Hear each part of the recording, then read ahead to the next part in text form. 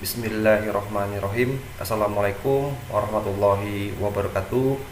Salam sejahtera bagi kita semua. Semoga kita dalam keadaan sehat dan selalu dalam lindungan Sang Maha Kuasa Allah Subhanahu wa taala, dan selalu diberikan imun yang kuat ya, agar kita selalu sehat.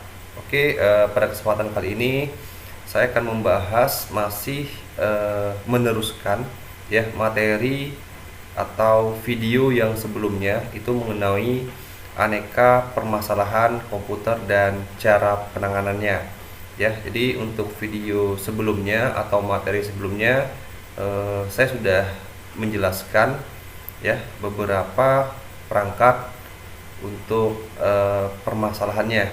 Tapi untuk pertemuan kali ini kita mengarah kepada yang namanya VGA ya.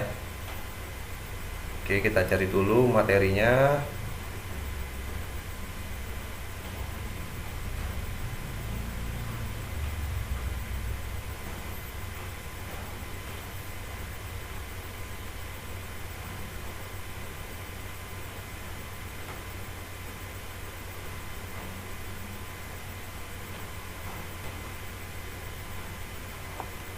Nah, untuk materi VGA ya, dimana yang saya gunakan ini masih menggunakan buku ajar ya.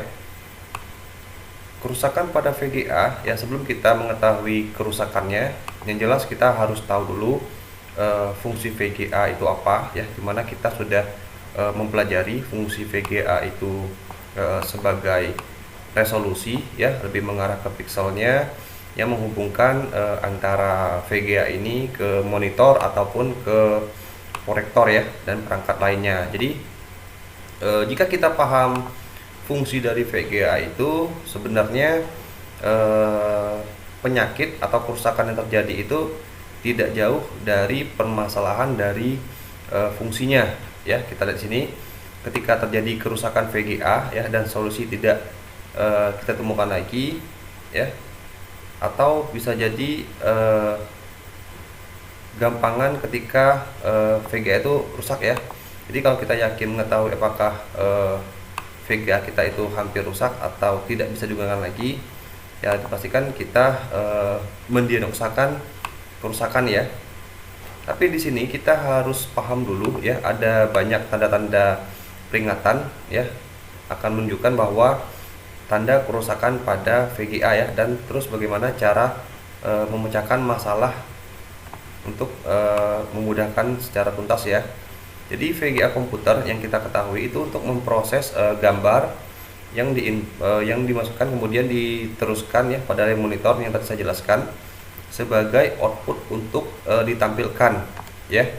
Jadi VGA yang sudah tersedia secara default ya pada motherboard itu disebut dengan VGA onboard ya. Jadi kalau VGA onboard itu adanya di motherboard yang kita ketahui ya. Jadi kalau kita punya motherboard ya, jika dia ada semacam untuk VGA, itu namanya VGA onboard ya, sudah tertanam pada motherboard itu ya. Nah, berikutnya karena sistem kerjanya sudah terpisah dari proses chipset ya, pada motherboard memiliki prosesor sendiri untuk memproses semua bit-bit pada gambar. Semakin besar kapasitas penyimpanan memori pada VGA ya, itu semakin bagus untuk resolusinya. Jadi VGA itu terkadang walaupun dia onboard ya, didukung oleh spek yang tinggi dari motherboard itu sendiri, itu biasanya kalau sudah dari pabrikannya VGA punya penyimpanan yang baik atau yang besar, itu hasil resolusinya juga tidak mau kalah ya untuk yang teknologi saat ini ya. Nah, terus ada juga ya yang namanya VGA card. Jadi kalau yang tadi kita jelaskan namanya VGA onboard, yang ini namanya VGA card. Jadi ada kartu tambahan ya. Jadi kalau untuk VGA card ini biasanya kita masukkan pada slot khusus untuk VGA itu sendiri ya. Ada yang AGP. Nah, berikutnya untuk tanda-tanda kerusakan terjadi ya, jadi kita ngomongin untuk VGA card ini, itu biasanya layar akan berubah warna.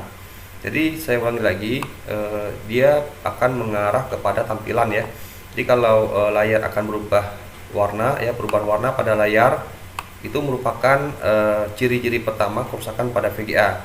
Jadi layar yang berwarna tersebut karena adanya chipset yang sudah tidak bekerja pada VGA, atau bisa juga dikarenakan memori VGA card itu tidak berfungsi secara penuh ya, sehingga gambar yang dihasilkan bisa berbentuk seperti fuzi atau pikselnya terlalu besar ya, semacam kotak-kotak gitu yang teracak ya, dimana warna yang gambarnya berbeda-beda satu dengan yang lain dan tidak menyusun seperti warna yang seharusnya ya. Jadi ini bermasalah dengan warnanya. Yang kedua itu VGA-nya panas ya, panas. Nah, sini kita lihat pada VGA card ya, sama halnya seperti prosesor pada komputer yang fungsinya memproses semua bit-bit gambar, dan jika chipset CPU tidak berfungsi secara penuh, maka gambar yang dihasilkan dipastikan tidak jelas ya, hanya terlihat seperti kumpalan kotak-kotak berwarna saja. Cara mengatasinya ya, biasanya dengan membuka casing komputer dan mengecek apakah kipas VGA-nya masih berfungsi atau tidak. Jadi kipas VGA ini sangat mempengaruhi kinerja dari VGA ya, karena panasnya itu dari kinerja VGA, jika ada kipasnya itu bisa membuat dingin proses kerja dari VGA tersebut ya. Jika tidak berfungsi lagi, sebaiknya digunakan pendingin yang lain ya. Jadi kita harus estimasi untuk kipasnya jika terjadi kerusakan seperti ini. Nah, ini kipasnya ya, atau blowernya.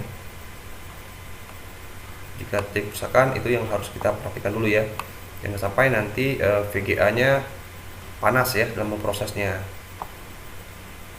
Nah, berikutnya apa?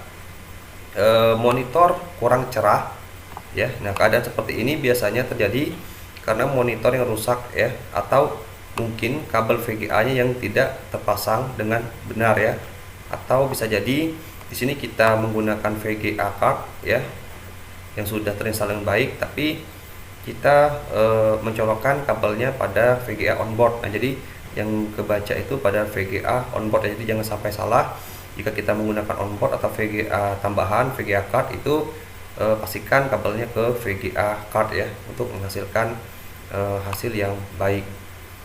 Nah, berikutnya apa? Ada bunyi bip ya, ada yang 3x2 plus 4 ya. Jadi bunyi bip pada BIOS memang cara pertama untuk mendiagnosa kerusakan pada hardware komputer ya. Jadi setiap kerusakan terjadi pada hardware komputer itu memiliki bunyi dengan spek yang berbeda ya, baik itu bunyi RAM ya ataupun bunyi VGA itu. Jadi bunyi bip ini sama halnya kayak bunyi kode Morse ya, ada bunyi panjang dan ada juga yang bunyinya pendek, tergantung dari spek yang ada pada VGA tersebut ya. Ketika terdengar bunyi bip ya, maka kerusakan tersebut adalah VGA yang bisa tidak terpasang dengan benar. Solusinya adalah yang jelas kita harus mematikan dulu ya powernya tersebut, baru kita melakukan membuka VGA tersebut ya, membersihkan slot VGA-nya seperti yang pernah kita kerjakan di saat kita membersihkan slot VGA slot pada RAM maksudnya. Jadi proses pengerjaannya juga sama ya, untuk membersihkan kuningan pada slot kuningan yang ada di VGA tersebut ya. Jadi jika kita melihat dari dua kategori VGA ini ya, kalau misalkan kita bersifat onboard itu biasanya drivernya sudah ada di motherboardnya ya, atau mungkin ada tambahan dari mainboard lainnya. Tapi kalau kita menambahkan VGA yang sifatnya VGA card, itu dipastikan ada driver tambahannya ya.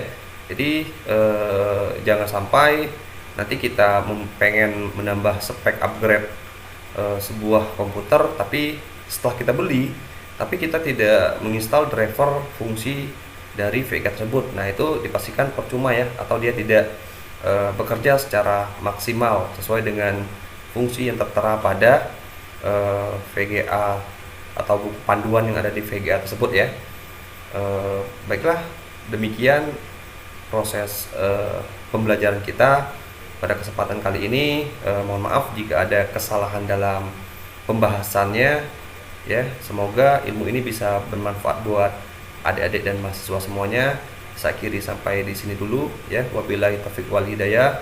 Wassalamualaikum warahmatullahi wabarakatuh.